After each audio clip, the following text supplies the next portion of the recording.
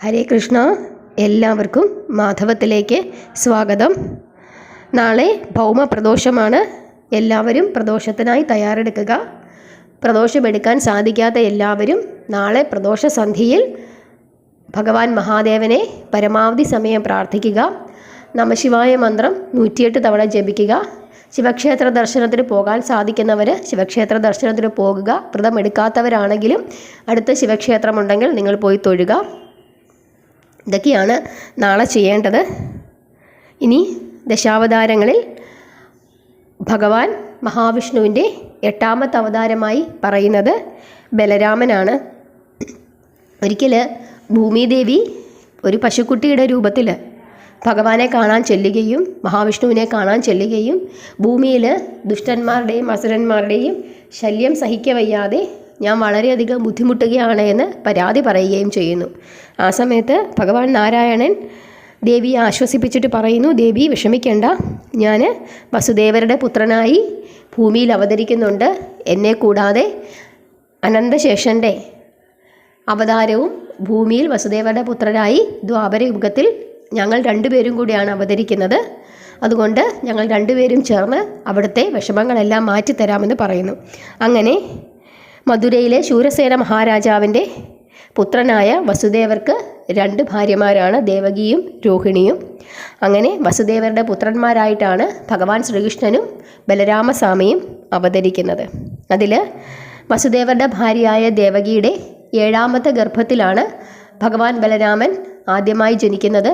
അവിടുന്ന് അതിനുശേഷം അദ്ദേഹത്തിൻ്റെ മറ്റൊരു ഭാര്യയായ രോഹിണിയുടെ ഗർഭത്തിലേക്ക് അത് മാറ്റുകയാണ്. അതിനുശേഷമാണ് രോഹിണി ബലഭദ്രനെ പ്രസവിക്കുന്നത്. പിന്നെ ദേവകിയുടെ 8ാമത്തെ പുത്രനായി ഭഗവാൻ ജനിക്കുന്നു. അത് നമുക്കറിയാം. അങ്ങനെ ഇങ്ങനെ ഗർഭത്തിൽ നിന്നും മറ്റൊരു ഗർഭത്തിൽ നിന്നും ഒരു ഗർഭത്തിൽ നിന്നും മറ്റൊരു ഗർഭത്തിലേക്ക് മാറ്റിയതുകൊണ്ട് ഭഗവാൻ ബലരാമനെ സംഘർഷണൻ എന്ന് പറയുന്ന മറ്റൊരു പേരും കൂടെ ഉണ്ട്. അപ്പോൾ ബലഭദ്രൻ, ബലരാമൻ, സംഘർഷണൻ എന്നീ പേരുകളിലൊക്കെ ബലഭദ്രസ്വാമി അറിയപ്പെടുന്നു. സുന്ദരമായ ശരീരത്തോടു കൂടിയവനാണ്. കലപ്പയാണ് ആയുധം. രേവതിയാണ് ഭാര്യ.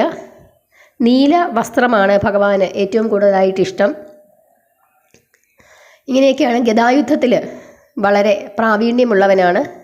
ഇതൊക്കെയാണ് ബലഭദ്രസ്വാമിയെ പറ്റി പറയുന്നത്. അസുര നിഗ്രഹണം തന്നെയാണ് ബലരാമസ്വാമിയുടെയും അവതാര ലക്ഷ്യം. ഭഗവാൻ രേവതി ദേവിയെ വിവാഹം കഴിച്ച ഒരു കഥയുണ്ട്. അതായത് സത്യയുഗത്തിൽ രേവതൻ എന്ന് പറയുന്ന ഒരു രാജാവുണ്ടായിരുന്നു. ഈ രേവതൻ്റെ മകളാണ് ബുദ്ധിശാലിയും സുന്ദരിയുമായ രേവതി. ഒരുപാട് സ്ഥലത്ത് ഈ മഹാരാജാവ് തൻ്റെ പുത്രിക്ക് വേണ്ടി ഒരു വരനെ അന്വേഷിച്ച് നടന്നു, കിട്ടിയില്ല. അവസാനം അനുയോജ്യനായ ഒരു വരനെ എവിടുന്ന് കിട്ടുമെന്ന് അറിയുന്നതിനായിട്ട് ഇദ്ദേഹം മകളെയും കൂട്ടി ബ്രഹ്മലോകത്തേക്ക് പോവുകയാണ്. അങ്ങനെ ബ്രഹ്മലോകത്ത് ചെന്നപ്പോൾ ബ്രഹ്മദേവൻ ധ്യാനിക്കുകയായിരുന്നു. അങ്ങനെ ബ്രഹ്മദേവനെ കാത്ത് 20 നിമിഷം നിന്നു എന്നാണ് പറയുന്നത്. അങ്ങനെ 20 നിമിഷം നിന്നതിന് ശേഷം ബ്രഹ്മദേവൻ കണ്ണു തുറക്കുകയും എന്താണ് രേവതൻ്റെ വരവിൻ്റെ കാരണമെന്ന് അന്വേഷിച്ചപ്പോൾ ഈ വിവരം പറയുന്നു. അപ്പോൾ ബ്രഹ്മദേവൻ പറയുകയാണ്, ബ്രഹ്മലോകത്തെ 20 നിമിഷമെന്ന് പറയുന്നത് ഭൂമിയിലെ പല യുഗങ്ങളാണ്. ഇപ്പോൾ ഭൂമിയിൽ ദ്വാപര യുഗമാണ് നടക്കുന്നതെന്ന്. അത് കേട്ടപ്പോൾ രേവതന് വലിയ സങ്കടമാവുകയും ഇനി എന്ത് ചെയ്യുമെന്ന് ബ്രഹ്മദേവനോട് ചോദിക്കുന്നു. അപ്പോൾ ബ്രഹ്മദേവൻ പറയുന്നു, വിഷമിക്കേണ്ട, മധുര എന്ന് പറയുന്ന രാജ്യത്ത് വസുദേവരുടെ പുത്രരായി ശ്രീകൃഷ്ണനും ബലരാമനും ജനിച്ചിട്ടുണ്ട്. അതായത് ഭഗവാന്റെ തന്നെ അംശാവതാരങ്ങളാണ് ഇവർ രണ്ടുപേരും. അതിൽ അനന്തശേഷൻ്റെ അംശാവതാരമായ ബലരാമന് താങ്കളുടെ മകളെ വിവാഹം കഴിച്ചു കൊടുക്കുക. രണ്ടും മഹാവിഷ്ണുവിൻ്റെ അവതാരങ്ങൾ തന്നെയാണ്. അനന്തശേഷൻ എന്ന് പറയുന്നത് ഭഗവാൻ നാരായണൻ അനന്തശേഷൻ്റെ പുറത്താണ് പള്ളി കൊള്ളുന്നത്. അതുകൊണ്ട് തന്നെ ഭഗവാന്റെ അംശാവതാരം തന്നെയാണ് എന്ന് പറഞ്ഞിട്ട് രേവതനെ ഭൂമിയിലേക്ക് വിടുകയാണ്. അങ്ങനെ രേവതൻ മകളെയും കൂട്ടി ഭൂമിയിൽ വന്നപ്പോഴേക്കും ഭൂമിക്ക് ആകെ വ്യത്യാസം വന്നിരിക്കുന്നു. ഭൂമി വളരെ ചെറുതായിട്ടിരിക്കുന്നതായിട്ട് മനസ്സിലാകുന്നു. സത്യയുഗത്തിൽ അങ്ങനെ ആയിരുന്നില്ല. ഭൂമിക്ക് വളരെയധികം വലിപ്പമുണ്ടായിരുന്നു. സമുദ്രങ്ങൾ വളരെ കൂടുതലായിരുന്നു. പക്ഷേ ദ്വാപര യുഗത്തെ ആയപ്പോഴേക്കും ഒരുപാട് വ്യത്യാസങ്ങൾ വന്നിരിക്കുന്നു. മനുഷ്യരുടെ രൂപത്തിൽ പോലും വലിയ വ്യത്യാസങ്ങൾ വന്നിരിക്കുന്നു. വളരെ ചെറിയ ആളുകളാണ് ദ്വാപര യുഗത്തിൽ. അതായത് യുഗങ്ങൾ കഴിയും തോറും മനുഷ്യൻ്റെ വലിപ്പം കുറഞ്ഞു കുറഞ്ഞ് വരുന്നു. അങ്ങനെ ഇവർ മധുരയിലെത്തുകയും തൻ്റെ ആഗമനോദ്ദേശം പറയുകയും ചെയ്യുന്നു. സന്തോഷത്തോടുകൂടി വിവാഹത്തിന് സമ്മതിക്കുന്നു. രേവതിയെ നോക്കുമ്പോൾ രേവതി ഒരു പർവ്വതത്തോളം വളർന്നു നിൽക്കുന്നതായിട്ട് തോന്നുന്നു. കാരണം ആ യുഗത്തിൽ, സത്യയുഗത്തിൽ അത്രയും വലിപ്പമുണ്ടായിരുന്നു മനുഷ്യർക്ക്. പക്ഷേ ബലരാമസ്വാമിക്ക് ദ്വാപരയുഗത്തിൽ അത്രയും വലിപ്പമില്ല. അങ്ങനെ തൻ്റെ കയ്യിലിരുന്ന കലപ്പ ഉപയോഗിച്ച് താഴേക്ക് വലിച്ചുവെന്നും അങ്ങനെ രേവതിയുടെ പൊക്കം കുറഞ്ഞുവെന്നുമാണ് പറയുന്നത്. അങ്ങനെയാണ് ആ വിവാഹം നടന്നത്. ശത്രുനിഗ്രഹണം തന്നെയാണ് ബലഭദ്രസ്വാമിയുടെയും അവതാര ഉദ്ദേശം. ഒരുപാട് അസുരന്മാരെ ബലഭദ്രസ്വാമി വധിച്ചിരുന്നു. അക്കൂട്ടത്തിലൊരാളാണ് രുക്മിണി ദേവിയുടെ സഹോദരനായ രുക്മി.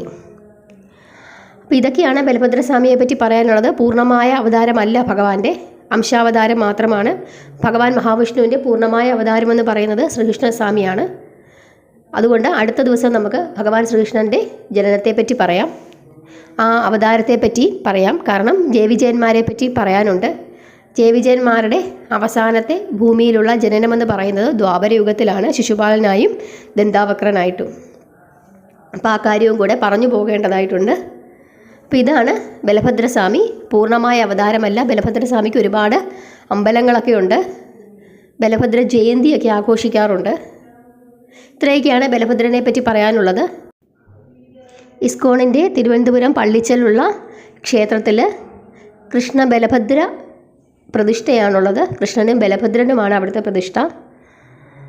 അങ്ങനെ അവർ, അതായത് ഇസ്കോൺ വിശ്വസിക്കുന്ന അല്ലെങ്കിൽ അത് ഫോളോ ചെയ്യുന്ന ആളുകൾ ബലഭദ്രസ്വാമിക്ക് വളരെയധികം പ്രാധാന്യം കൊടുക്കുന്നുണ്ട്. നിങ്ങൾ മനസ്സിലാക്കുക, ഭഗവാന്റെ പൂർണ്ണമായ അവതാരമല്ല, അംശാവതാരം മാത്രമാണ്. മരണസമയത്ത്, അതായത് ബലഭദ്രസ്വാമിയുടെ മരണസമയത്ത് വായിൽ നിന്നും ഒരു വെള്ളി നാഗം പുറത്തേക്ക് ഇറങ്ങി വന്നെന്നും ഭഗവാൻ ബലഭദ്രസ്വാമി സമുദ്രത്തിലേക്ക് ഇറങ്ങിപ്പോയെന്നും, അതായത് ആ മരണസമയത്ത് അദ്ദേഹം ആൽച്ചോട്ടിൽ നിന്ന് ധ്യാനിച്ചുകൊണ്ടിരുന്നപ്പോൾ അദ്ദേഹത്തിൻ്റെ വായിൽ നിന്നും ഒരു വെള്ളി നാഗം പുറത്തേക്ക് വരികയും അത് സമുദ്രത്തിലേക്ക് പോവുകയും ചെയ്തു എന്ന് പറയുന്നുണ്ട്. അതുപോലെ തന്നെ ഇദ്ദേഹം സമുദ്രത്തിലേക്ക് പോയാണ് അദ്ദേഹം മരിക്കുന്നത്, അദ്ദേഹത്തിൻ്റെ ആ ഒരു അവതാരം പൂർത്തിയാക്കുന്നത്. അദ്ദേഹം സമുദ്രത്തിലേക്ക്, അതിൻ്റെ അടുത്തേക്ക് ചെന്നപ്പോൾ സമുദ്രം വഴിമാറിക്കൊടുത്തെന്നും അങ്ങനെ അദ്ദേഹം സമുദ്രത്തിലേക്ക് ഇറങ്ങിപ്പോയെന്നുമൊക്കെയാണ് പറയുന്നത്. അതായത് ഭഗവാന്റെ പൂർണ്ണമായ അവതാരമല്ല, അംശാവതാരം മാത്രമാണ് ബലഭദ്രസ്വാമി. അനന്തശേഷൻ്റെ അവതാരമാണെന്നും പറയുന്നുണ്ട്. എല്ലാവരും നാളത്തെ ദിവസത്തെ പ്രത്യേകത മനസ്സിലാക്കി പ്രാർത്ഥിക്കുക. നാളെ സന്ധ്യയ്ക്ക് നമഃശിവായ മന്ത്രം നിങ്ങൾ മറക്കാതിരിക്കുക. പരമാവധി സമയം നാളെ സന്ധ്യ കഴിയുമ്പോൾ മുതൽ ഭഗവാൻ മഹാദേവനെ വിളിച്ച് പ്രാർത്ഥിക്കാൻ ശ്രമിക്കുക. ഭഗവാനും കൃഷ്ണനും എല്ലാം ഒന്നു തന്നെയാണെന്ന് നിങ്ങൾ മനസ്സിലാക്കുക. അതിന് വേർതിരിവൊന്നുമില്ല. എല്ലാം ഒറ്റ ഒരു ശക്തി മാത്രമാണ്. ആ ശക്തിയുടെ പല പല രൂപങ്ങൾ മാത്രമാണ്. അതുകൊണ്ട് തന്നെ ഭഗവാനെ വിളിക്കുന്നവർ മഹാദേവനെ വിളിക്കരുത് എന്നൊന്നുമില്ല. അതൊക്കെ മനസ്സിലാക്കി നിങ്ങൾ മുമ്പോട്ട് പോവുക. പരമാവധി സമയം പ്രാർത്ഥിക്കുക. നാളെ കടങ്ങളൊക്കെ മാറാൻ, എന്തെങ്കിലും സാമ്പത്തിക ബുദ്ധിമുട്ടുകളൊക്കെ ഉണ്ടെങ്കിൽ അതൊക്കെ മാറുന്നതിന് ഈ ചൊവ്വാഴ്ച ദിവസത്തെ പ്രദോഷം വളരെ നല്ലതാണ്. ദേവനെ പ്രാർത്ഥിക്കുന്നത്, ചൊവ്വാദോഷങ്ങളൊക്കെ ഉള്ളതിന് അതുമൊക്കെ മാറുന്നതിന് വളരെ നല്ലതാണ് ഈ ഭൗമപ്രദോഷം. അതുകൊണ്ട് തന്നെ ആ കാര്യങ്ങളെല്ലാം ഓർത്ത് നിങ്ങൾ പ്രാർത്ഥിക്കുക. പ്രാർത്ഥിക്കുമ്പോൾ ഭഗവാന്റെ നടരാജ രൂപത്തെ മനസ്സിൽ കണ്ടുകൊണ്ട് പ്രാർത്ഥിക്കുക. ധാരയൊക്കെ നടത്താൻ പറ്റുന്നവർ ധാരയൊക്കെ നടത്തുക. 10 രൂപയൊക്കെ ഉള്ളൂ ജലധാരയ്ക്ക്. അതൊക്കെ ഒന്ന് നടത്തി ഭഗവാനെ പ്രാർത്ഥിക്കുക. ഇതാണ് ചെയ്യാനുള്ളത്. ഇനി ക്ഷേത്രത്തിൽ പോയി പ്രാർത്ഥിച്ചിട്ട് വ്രതമെടുക്കുന്നവർക്ക് ക്ഷേത്രത്തിൽ നിന്നും നിങ്ങൾക്ക് ചോറൊന്നും കിട്ടുന്നില്ലെങ്കിൽ നിങ്ങൾക്ക് പ്രാർത്ഥനയ്ക്ക് ഒരു കരിക്കൊക്കെ കൊണ്ട് കൊടുത്ത് നേദിച്ച് അതൊക്കെ മേടിച്ച് കുടിച്ചതിന് ശേഷം വീട്ടിൽ വന്നിട്ട് നിങ്ങൾ ചോറ് വെച്ച് നിങ്ങൾക്ക് ഉള്ളിയൊന്നും ചേർക്കാതെ ഒരു ചമ്മന്തിയും മോരുമൊക്കെ കൂട്ടി നിങ്ങൾക്ക് കഴിക്കാം. ഇതൊക്കെയാണ് നാളത്തെ ദിവസം ചെയ്യേണ്ടത്. വ്രതമെടുക്കുന്നവർ, വ്രതമെടുക്കാത്തവർ പ്രാർത്ഥിക്കുക. വ്രതമെടുക്കുന്നവർ അതിനനുസരിച്ചിട്ട് പോവുക. നമ്മുടെ ആരോഗ്യസ്ഥിതി നോക്കിയിട്ട് വേണം എല്ലാ കാര്യങ്ങളും ചെയ്യാൻ. ഉപവസിക്കാൻ കഴിയുന്നവർ ഉപവസിക്കുക. അതല്ലാത്തവർ പാലും പഴവും കഴിച്ചിരിക്കുക. സന്ധ്യയ്ക്കാണ് എന്തായാലും നിങ്ങൾ പ്രാർത്ഥിക്കേണ്ടത്. സന്ധ്യയ്ക്ക് പ്രാർത്ഥനയ്ക്ക് ശേഷം വേണം നിങ്ങളുടെ വ്രതം മുറിക്കാൻ. അതിനുശേഷം എന്തു തന്നെ ആയാലും നിങ്ങൾ ചോറുണ്ണണം. അത് വളരെ നിർബന്ധമാണ്. എല്ലാവർക്കും എല്ലാ ഐശ്വര്യങ്ങളും ഉണ്ടാകട്ടെ. ഹരേ കൃഷ്ണ.